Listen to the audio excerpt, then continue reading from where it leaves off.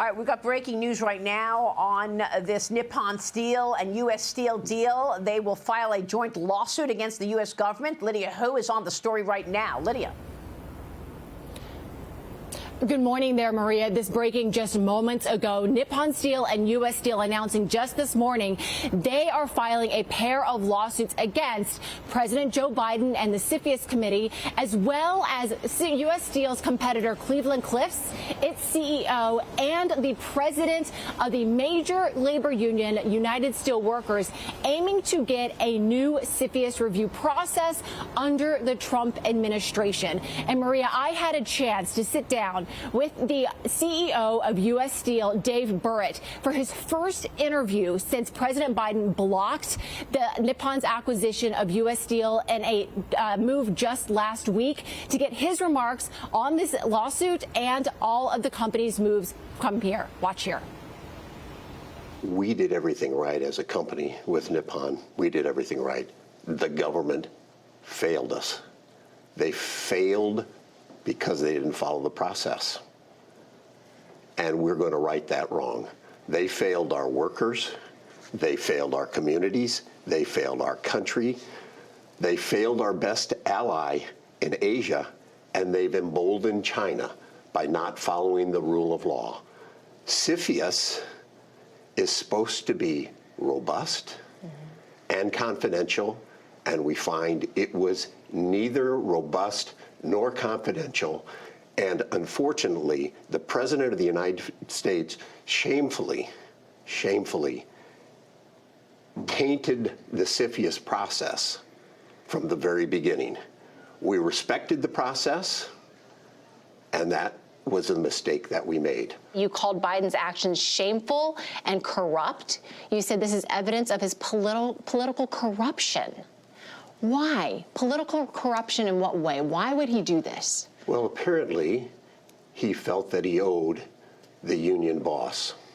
He owed the union boss a favor in exchange for an endorsement.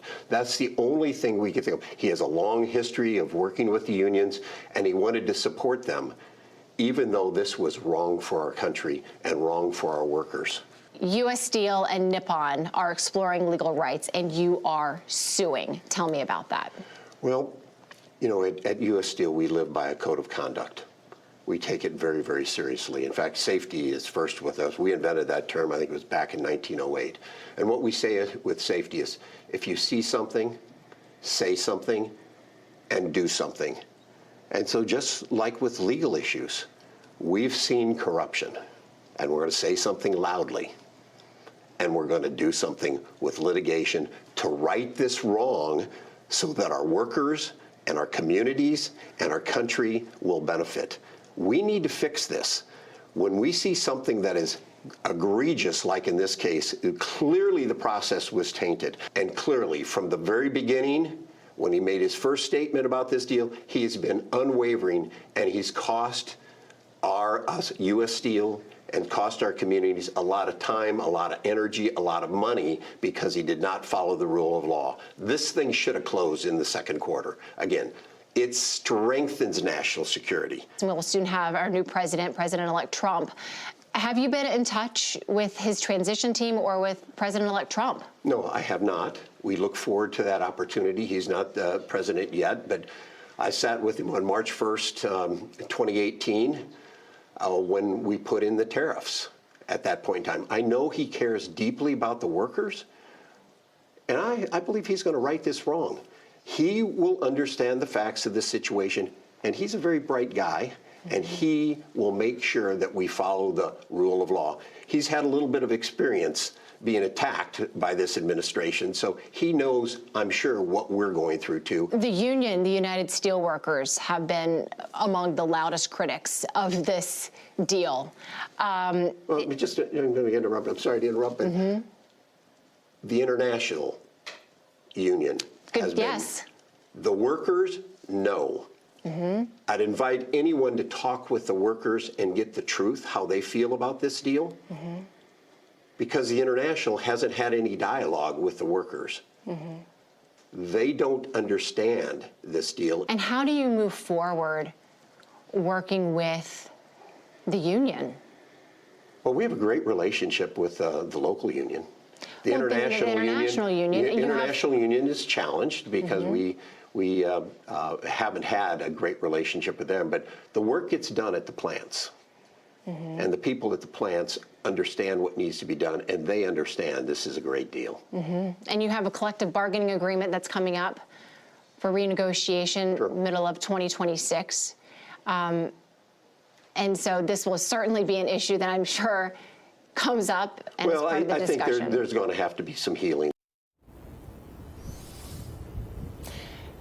Yes, and Maria, as Mr. Burritt put it, some healing will now have to come as Nippon and U.S. Steel say that they are filing a pair of lawsuits aimed at, among the defendants, the president of the United Steelworkers, that major labor union. We are in the process of reaching out to the union and Cleveland-Cliffs, U.S. Steel's competitor, as well as the DOJ, to get comment on all of this. But sources that are familiar with the company's thinking believe that if they're able to get a new CFIUS review process under the Trump administration, that this deal would be approved. Nippon would be cleared to acquire U.S. Steel. So that is what they are aiming for. I should mention that, as we know, President-elect Trump has also been clear about his opposition and concern about Nippon's proposed acquisition as well. So it is not clear whether that is the path forward. But U.S. Steel is telling me they are confident that President-elect Trump will look at the merits of the deal